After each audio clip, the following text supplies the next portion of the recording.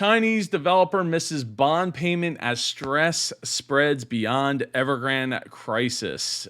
Ratings agencies have downgraded Chinese developers Fantasia Holdings and Cynic Holdings over risks that their strained cash flow from risks from their strained cash flow situations. Fantasia Holdings did not repay a bond that matured on Monday. It said in a filing to the Hong Kong Exchange on Monday night. The real estate sector in China accounts for as much as 15% of the Asian giant's GDP, according to analysts' estimates. So basically there is bigger problem, the problems that Evergrande is facing, other companies are facing the same problems. They might not be, obviously they're not nearly as big, but the effects that they can be felt far and wide based on them defaulting on those loans and to those suppliers and paying the bills. So it's all, we don't want to see Evergrande fall apart. And I don't want to see other companies fall apart because the effects can be felt from a mile away.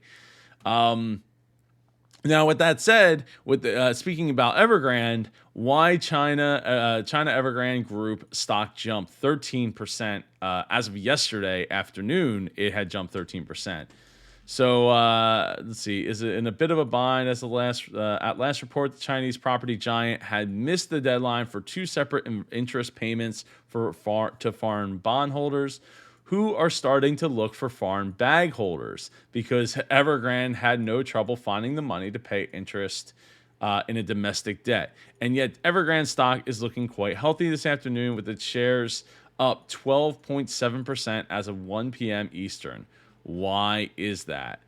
Well, basically, let's see. So Wall Street Journal reported this morning Evergrande's property management business, Evergrande Property Services Group, has advised that is preparing to report inside information and a possible general offer for the shares of the company.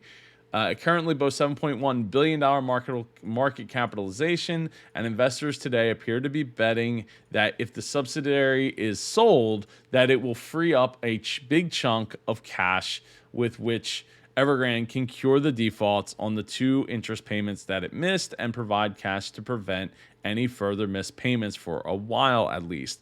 So there is, it's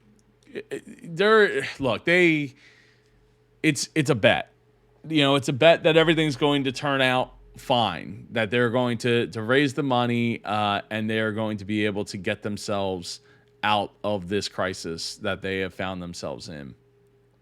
If you haven't watched any of the past videos I did about it, check them out over here.